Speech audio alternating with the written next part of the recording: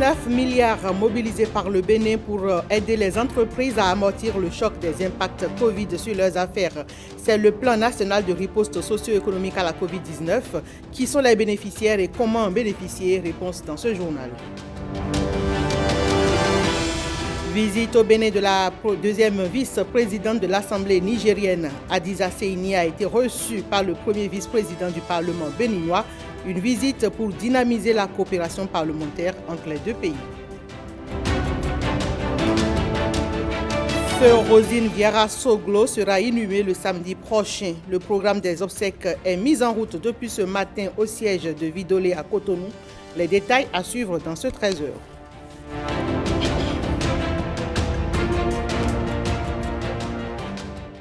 Bonjour et bienvenue à tous à ce 13h. La deuxième vice-présidente de l'Assemblée nigérienne a été reçue en audience par le premier vice-président de l'Assemblée béninoise, Robert Guian. La délégation dit être porteuse d'une invitation pour le président du Parlement béninois, Louis Lavonou. On écoute Hadiza Seyni au micro de Nathalie Doris Oulabi.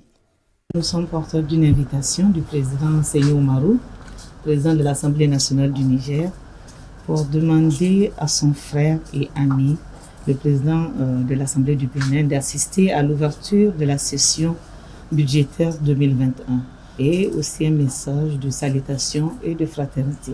C'est le 27 septembre l'ouverture de la session, c'est la première session budgétaire et c'est tellement important pour nous qu'on s'est dit qu'il faut inviter le maximum de présidents d'institutions pour venir, pour échanger avec nous, pour faire de la diplomatie parlementaire quand même un outil de rapprochement entre les peuples. Nous sommes en Afrique. En Afrique, c'est toujours la sympathie, le respect et l'estime qu'on a au président et à nos frères. C'est pour cela qu'on ne peut pas venir les mains vides. Il faut amener le cadeau. Le cadeau, c'est la croix d'Agadez du Niger, une croix qu'on remet aux gens qu'on estime beaucoup. Et le président de l'Assemblée nationale était, lui, en fin de semaine au camp militaire du 5e bataillon interarmes de Dassa. Le premier responsable de l'institution parlementaire est allé apprécier de près la formation de ceux qui ont à charge sa sécurité et celle des autres députés, mais également évaluer la mise en œuvre des réformes en cours au niveau du groupe de sécurité de l'Assemblée nationale. En session de recyclage au camp militaire du 5e bataillon interarmes de Dassa, les stagiaires, gardes de corps et agents de protection rapprochés en service à l'Assemblée nationale reçoivent une visite et pas des moindres. Ma visite en tant que premier responsable de la sécurité de l'institution dont j'ai la charge est de venir voir de près la formation de ceux qui sont en charge de ma sécurité et de celle de tous les députés. C'est aussi pour me rendre compte de la mise en œuvre des réformes en cours au niveau du groupe de sécurité. Au cours des 2 semaines de formation, les stagiaires vont être outillés aux techniques de protection des hautes personnalités, à l'accoutumance au tir avec les armes de pointe et légères, mais ils vont également suivre des exercices basés sur des techniques d'intervention rapprochées, puis des exercices d'escalade et d'endurance physique. Ce à quoi vous avez assisté brièvement, ça fait partie des nombreuses activités que la garde républicaine mène pour être à la hauteur des missions qui lui sont assignées. Les gardes du corps doivent comprendre que la sueur épargne le sang. Je vous admire en ce moment où, à travers vos sueurs, vous présagez déjà du fait que vous allez nous épargner du sang demain. C'est pourquoi je vous invite au sérieux pendant toute la période de cette formation. Pour le personnel d'encadrement et les stagiaires, cette visite du président de l'Assemblée témoigne de l'intérêt qu'il porte au renforcement des capacités opérationnelles des éléments en charge de la sécurité dans l'institution qu'il dirige. Paul Humpé, le chef de file de l'opposition, a reçu à son poste ce mardi 7 septembre 2021 l'ambassadrice du Royaume des Pays-Bas. Question phare abordée, l'avenir du système partisan et de la démocratie au Bénin. Voici les propos recueillis par Marcel Akhossi et Igor Ayosso à la fin de l'audience. Je suis venue visiter le chef de file de l'opposition pour un échange, une prise de connaissance, un échange sur le futur du système partisan, sur le futur de la démocratie au Bénin. C'était un échange très riche, c'était un échange professionnel et avec beaucoup d'espoir. On a beaucoup parlé sur la jeunesse et sur comment vraiment animer la jeunesse pour que la vie politique soit plus intéressante, comment aussi les femmes peuvent faire partie des partis politiques et puissent jouer leur rôle complète dans les partis politiques. On a parlé aussi du besoin de vision de société qui est très important pour attirer les gens vers les partis politiques. Découvrons à présent ce plan national de riposte socio-économique à la COVID-19.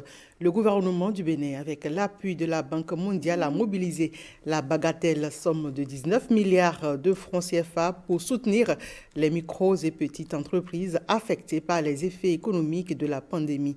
Tous les secteurs d'activité sont concernés et cet appui financier va s'étaler sur une période de 4 mois.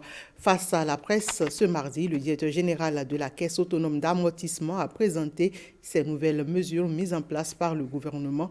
Suivons quelques extraits de ses propos au micro de Renaud Akapo et Évariste Zomon.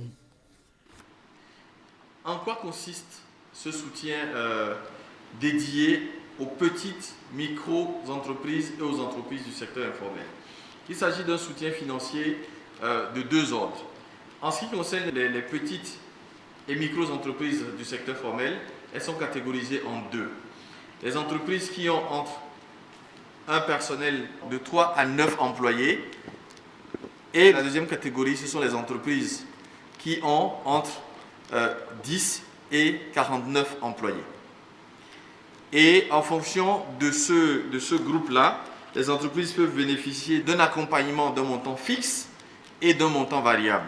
Le montant fixe est de l'ordre de 56 000 francs CFA pour les micro-entreprises du secteur formel. Et la part variable, c'est environ 25 000 francs CFA par employé. Ensuite, le second groupe, donc, ceux qui ont entre 9 et 49 employés, peuvent bénéficier d'un soutien fixe d'environ 279 000 francs CFA et une partie variable par nombre d'employés, donc par tête d'employés, d'environ 25 000 également.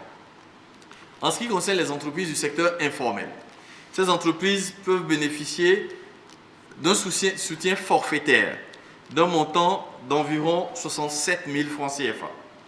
Et ces différents soutiens sont mis à la disposition sur une période de 4 mois.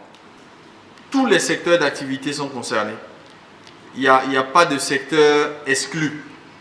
Parce que, vous l'avez déjà entendu de la bouche du chef de l'État, même la dame qui vend le achuta contribue de façon indirecte à la création de richesses nationales.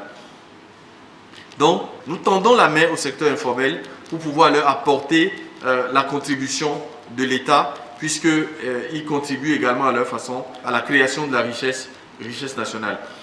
L'inscription pour bénéficier de ce soutien, bénéficier de ce programme, a commencé depuis le 26 août dernier et devrait s'achever le 16 septembre 2021.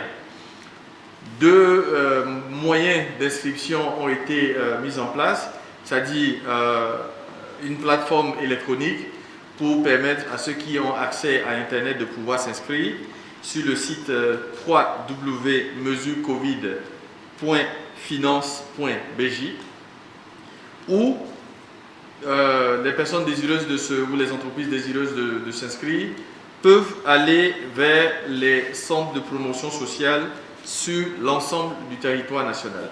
Donc il y a la possibilité d'aller vers les centres de promotion sociale sur toute l'étendue du territoire ou de son bureau ou de sa maison à partir de son téléphone, de son ordinateur portable sur le site www.mesurecovid.finance.bj, s'inscrire et pouvoir accéder à ce soutien mis en place par le gouvernement. Les conditions d'éligibilité et d'autres informations utiles ont été détaillées au cours de cette conférence de presse. Le directeur général du Fonds national de la microfinance revient ici sur l'objectif visé à travers le lancement de la deuxième génération des mesures de riposte socio-économique à la COVID-19. Le premier aspect, c'est qu'avec ces mesures, nous sommes entrés de plein pied dans le mandat social du gouvernement. Le chef de l'État l'avait promis. Il s'agit ici de donner du cash à des entreprises. Il s'agit ici de soutenir des unités de production, des personnes qui créent de l'emploi, mais qui souffrent de cette crise liée à la Covid. Le deuxième aspect, c'est que nous sommes dans la deuxième génération des mesures de riposte à la Covid. Le gouvernement est conscient que cette crise, de par ses effets, affecte toutes les unités de production, quelle que soit leur taille. Donc il s'agit ici de soutenir tout le monde. Et comme les ressources ne sont pas inépuisables, le gouvernement a retenu dans un premier temps de soutenir les micro et petites entreprises et ensuite les entreprises du secteur informel. Pourquoi? Parce que ces entreprises-là sont réputées être les plus vulnérables. Et c'est à juste titre que le gouvernement, en voulant sauvegarder notre tissu productif, en voulant aider les compatriotes, a décidé de lancer ces mesures en collaboration avec la Banque mondiale. Donc c'est le lieu de demander à toutes les entreprises de s'inscrire, parce que personne ne sera oublié. En tout cas, les entreprises qui sont dans ce scope-là, nous leur demandons de s'inscrire. Et ce sont des montants relativement importants qui vont leur permettre de soulager un tant soit peu leur trésorerie. Justement, pour que tout le monde puisse s'inscrire, nous avons voulu que les conditions soient les plus simples possibles. Pour les entreprises du secteur informel, il n'y a que 3 ou 4 petites conditions. La première condition, c'est qu'il faut être reconnu par le fisc. Je ne dis pas qu'il faut être à jour vis-à-vis du fisc. Être à jour vis-à-vis du fisc, ça veut dire quoi? Ça veut dire qu'il faut avoir payé ses impôts, payé ses cotisations sociales. Non, ce n'est pas ça. Mais on a juste besoin d'un facteur de reconnaissance. Donc une entreprise du secteur formel, donc qui a son registre de commerce, en plus on dit d'avoir un IFU, un identifiant fiscal unique. Deuxième condition, il faut être né avant le 1er janvier 2021. Pourquoi? Parce que la crise a démarré depuis un certain temps. Et ces entreprises qui sont nées avant le 1er janvier sont les entreprises qui ont souffert beaucoup plus de la crise. Et troisième condition, il faut avoir un dossier complet. Sur le site web que le DGC a indiqué ou auprès des centres de promotion sociale, il y a un formulaire, il y a une liste de pièces. Ce n'est pas beaucoup, mais c'est juste 2 ou 3 pièces qu'il faut ajouter. Pour les entreprises du secteur informel, il faudrait que ces entreprises soient reconnues soit d'une fêtière, soit de la préfecture ou alors des chambres de métier. Et enfin, il faudrait que le promoteur ait des papiers d'identité pour qu'on puisse identifier l'entreprise et peut-être avoir également une preuve de résidence. On se fait enregistrer. Lorsque le dossier sera étudié, les transferts seront faits. Une formation à l'intention des chargeurs, transporteurs et autres intervenants dans la chaîne des transports. L'initiative est du CNCB, le Conseil national des chargeurs du Bénin. Et cette deuxième session de formation pour le compte de cette année vise à outiller les participants sur les rudiments du droit commercial international. Lenaïk Agbazaou, Edmond Humbo pour le point. Les Incoterms 2020 et la politique d'Incoterm. C'est à une véritable incursion dans l'univers du droit commercial international que convie ici le Conseil national des chargeurs du Bénin.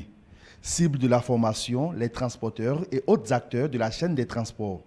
Le présent atelier de formation s'inscrit dans la dynamique des axes stratégiques 1 et 2 de l'Office qui vise l'amélioration et la promotion de la qualité de l'assistance aux chargeurs et la contribution de meilleure qualité à la promotion de la chaîne de transport.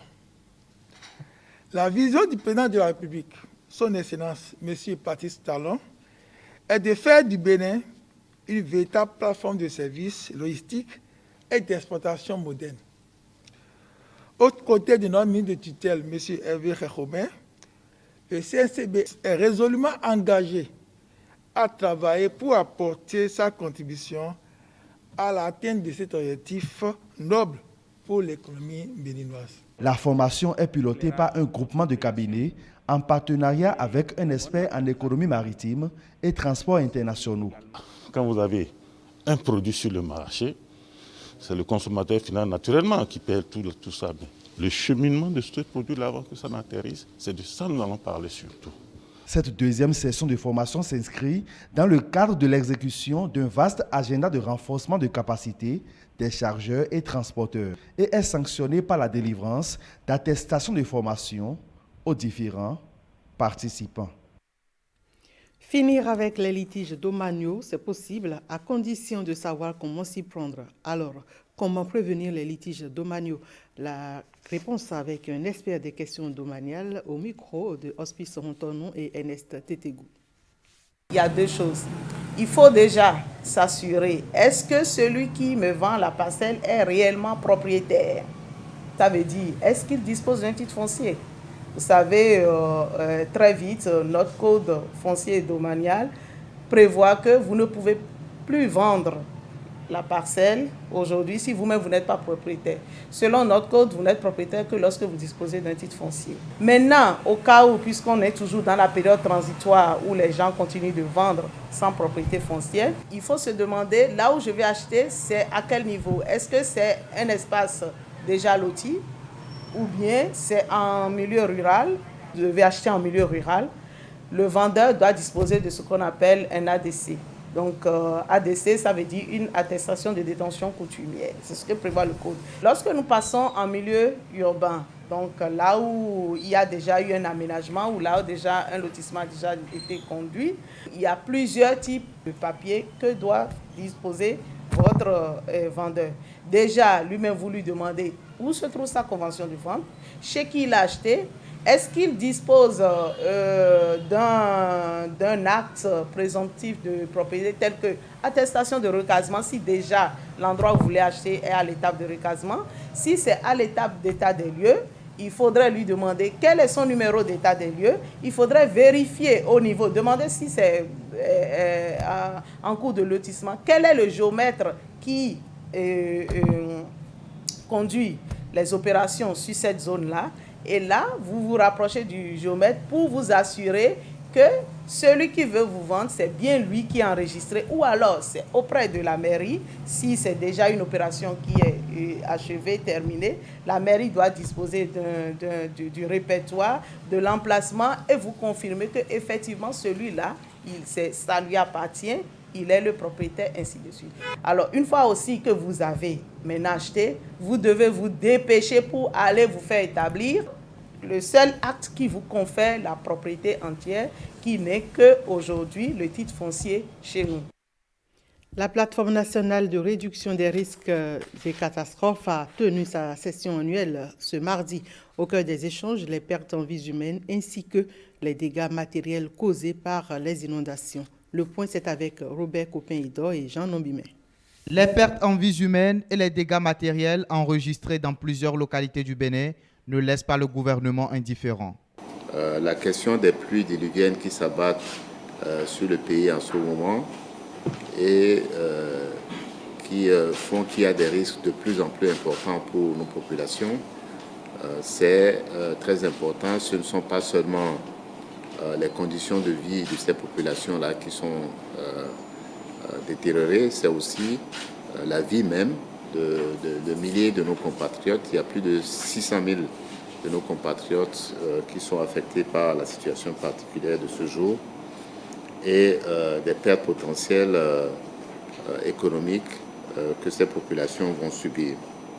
C'est tout ça qui appelle une action de la part du gouvernement et qui justifie pleinement la réunion de cet après-midi et du temps que leur accorde tous les ministres qui sont réunis cet après-midi ici. Les résultats de l'évaluation des dommages, pertes et besoins post-catastrophe ont révélé que les dites inondations ont coûté environ 53 milliards plus tôt de francs CFA de dommages et pertes. Face à cette situation, le gouvernement a pris des mesures et a opéré des réformes susceptibles de réduire les effets pervers de ces inondations et d'améliorer la gouvernance du secteur de la protection civile. Pour la plateforme nationale de réduction des risques de catastrophe, la protection des populations reste un défi majeur. Des recommandations pour une gestion intégrée et efficace des inondations ont été formulées au cours de cette session pour endiguer le phénomène. Décédée le 25 juillet dernier, Rosine Vieira Soglo sera inhumée le samedi prochain. Le peuple béninois brûle certainement d'envie de rendre un hommage mérité à cette grande figure de l'histoire politique du Bénin. Mais à cause de la pandémie du coronavirus, les choses se feront autrement. Le programme concocté à cet effet a démarré déjà ce matin à 10h. Et voici les détails présentés à la conférence de presse tenue hier mardi au siège de Vidolé. Jean-Claude Gims. Un programme bien élaboré pour honorer la mémoire de l'ancienne doyenne d'âge de l'Assemblée nationale du Bénin, Rosine Vieira Soglo. Mercredi, jeudi et vendredi, de 10h à 19h, avec une pause bien sûr entre 13h et 15h, un livre de condoléances restera ouvert ici même au siège de Vidolé pour recueillir les condoléances et les hommages à la défunte. Toute personne physique ou morale est la bienvenue au siège de Vidolé pour cet exercice. Ce moment d'hommage sera suivi des veillées de prière et d'animations folkloriques les jeudis et vendredis à partir de 19h. Tout cela toujours dans la limite de la jauge de 50 personnes imposée par le gouvernement. Samedi, il y aura ici, c'est ce qu'a souhaité Mme Soglo, la défunte, il y aura une cérémonie corps présent. À 9h, un recueillement. À 10h, un office religieux. Et c'est après cet office religieux que l'inhumation va se dérouler dans un cadre strictement familial. En conséquence, nous prions le public de s'abstenir de converger vers Vidolé.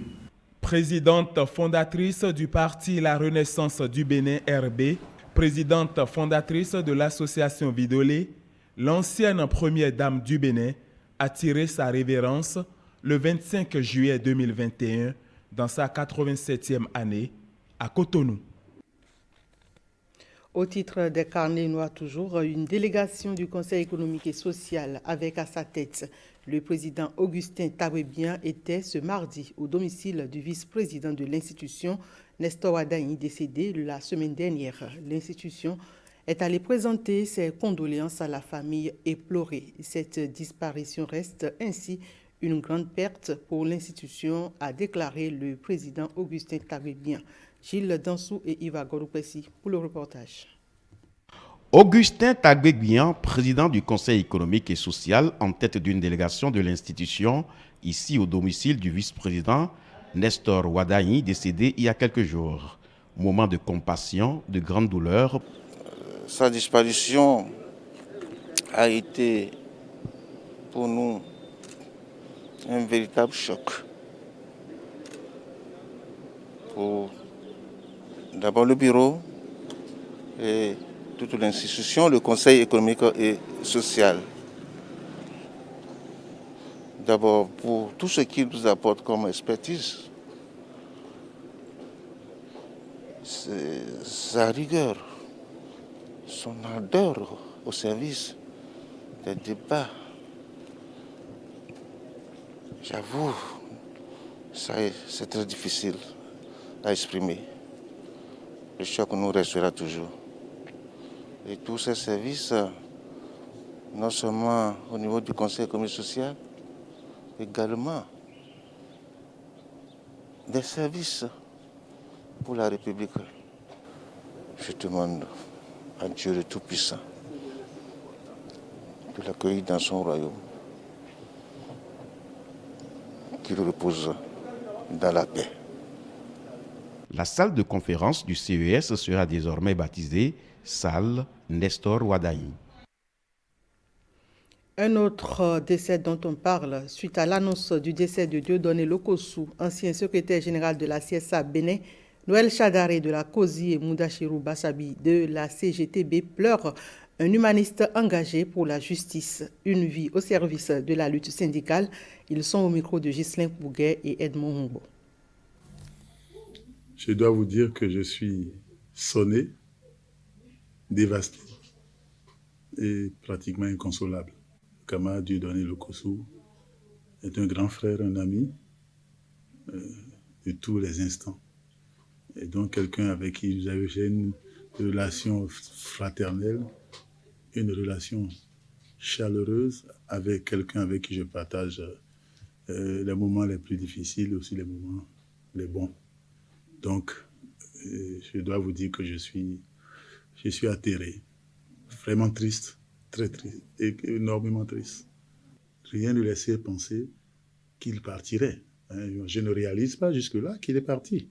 Parce que j'ai parlé avec lui le samedi, je lui avais dit que le dimanche matin, je passerai le voir parce qu'il se plaignait un peu de son état de santé. Et donc, je m'apprêtais à le voir quand j'ai eu l'information par ses enfants qui m'ont appelé pour me dire nous sommes en urgence, la santé de papa s'est dégradée dans la nuit de samedi à dimanche. Il a fait un taux de glycémie de 4, glycémie élevée. Il a été envoyé en réanimation au petit matin. Et on nous a fait comprendre qu'il a rendu l'âme pour des suites d'une embolie pulmonaire. Si c'était le Covid, on n'aurait pas eu son corps. Il serait enterré rapidement. Donc, ils ont fait tout ce qu'ils ont fait comme test et tout. Il n'a pas souffert de Covid. C'est quand même un exemple de combat. C'est un exemple de conviction. Et il s'en va ainsi avec une partie de l'histoire syndicale du Bénin. Et j'avoue que au petit matin, quand l'information est tombée, on a presque perdu le repère. Ce qu'il faut retenir de lui, c'est sa sincérité, son honnêteté et son courage. C'est un homme qui, n'est-ce pas, n'a pas sa langue dans sa poche et est convaincu, quand il est convaincu qu'il faut mener un combat contre l'injustice, vous pourrez tout dire, vous ne pourrez pas lui faire changer de position. Il y va parce qu'il est convaincu qu'il faut lutter contre l'injustice. Je crois qu'il n'a pas l'habitude de transiger sur les principes. L'homme a beau être ce qu'il est, quel que soit le schéma, je crois que le Lokossou a toujours eu la tête sur les épaules. Et à chaque fois qu'il est interpellé par l'histoire de son pays, il donne le meilleur de lui-même. Condoléances aux familles éplorées et sur ces notes de carnet noir que s'achève ce 13h. Merci à chacun et à tous de nous avoir suivis.